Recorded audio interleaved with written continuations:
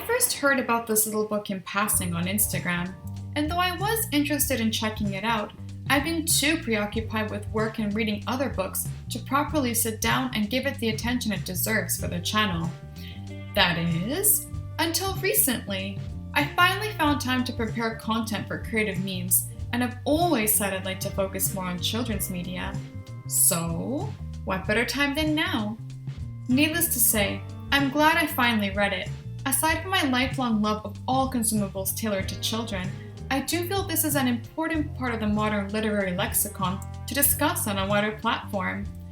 Written by Julie Sipe and illustrated by Mark Ura, Once Upon a Story You've Always Been Told explicitly turns the traditional damsel in distress trope on its side by having the princess fantasize about a lady rescuer, as opposed to waiting around for the usual Prince Charming.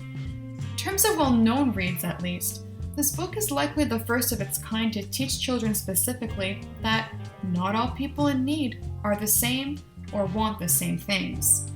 It takes risks by showing them they shouldn't have to be afraid of expressing their feelings and breaking down barriers that can harm their development as they get older, which is something that does and has, unfortunately, happened to many members of the 2S LGBTQ community during their critical years. I'm happy to see that, through art, creators have been reaching out to children who are more than likely already thinking about these things without realizing it, and are presenting these concepts to them in a way that is easy to understand and doesn't warp their perception of the community. It helps them realize they aren't alone to process their emotions, but they are completely normal, and it gives them an outlet to learn how to deal with their experiences in healthy ways. As expected, there are quite a few aspects I enjoyed about the book.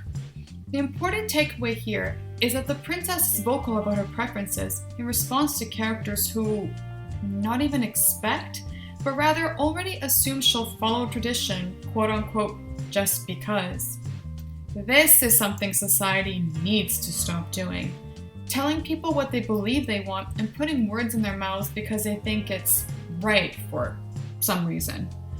I like that while it's perfectly acceptable for her to have standards for her dream girl, she also allows for leeway because she realizes no girl will be exactly what she thinks she wants. I love the rhyme scheme. It's definitely a charming and witty throwback to the 80s and 90s. The art style has this classically unique mix of Antoine de Saint-Exupéry's The Little Prince and Roald Dahl's books. It's an aesthetic that's fun and eye-catching for children. I also adore the changes in word font and spacing to indicate an emphasis on those actions and expressions being described. It keeps my attention and immerses me in this world. However, there are some parts of the book I don't take to quite as easily. I'm not too keen on the princess being too willing to risk her entire queendom for a girl. Historically, it wasn't unheard of for figureheads to be placed into power at such a young age, and they've had to pretty much sacrifice their childhoods for the well-being of all their citizens. Sure, they'll have had advisors, but the pressure was ultimately put on them to make the final call, regardless of the matter at hand.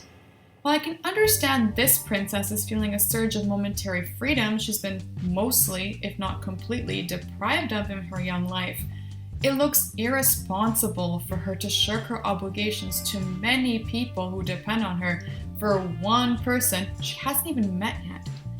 Something that puts me on the fence is the portrayal of the prince. On the one hand, it is amusing, is slightly unnerving when considering the implications, to see a prince who's really just a child being dragged along for the ride and expected to save the princess simply for her beauty and not because she's vital to her queendom's prosperity. On the other hand, if we took away that fact, I don't see anything wrong with her accepting his help at that moment and then carrying on with her own goals afterward. Who knows? Maybe they could have ended up being good friends. Never knock on other possibilities. While we're on the topic, I'm also at crossroads with the decision to not have her orchestrate her own escape with the help of her love interest. She comes across as smart and cooperative enough to be able to do so, but at the same time, I acknowledge that being in trouble doesn't necessarily diminish her merits as a character overall. I also understand what the narrative is going for, and is to focus on giving the damsel in distress, as she is, a distinct personality, and the motivation to make a general point about tropes as they relate to gender and orientation. Nevertheless, I'm not letting it stop me from giving the book my recommendation, as it is an excellent stepping stone for even more stories that can and have taken the idea further. It's also totally worth it for the hilarious amalgamation of old and new, and the twist at the end.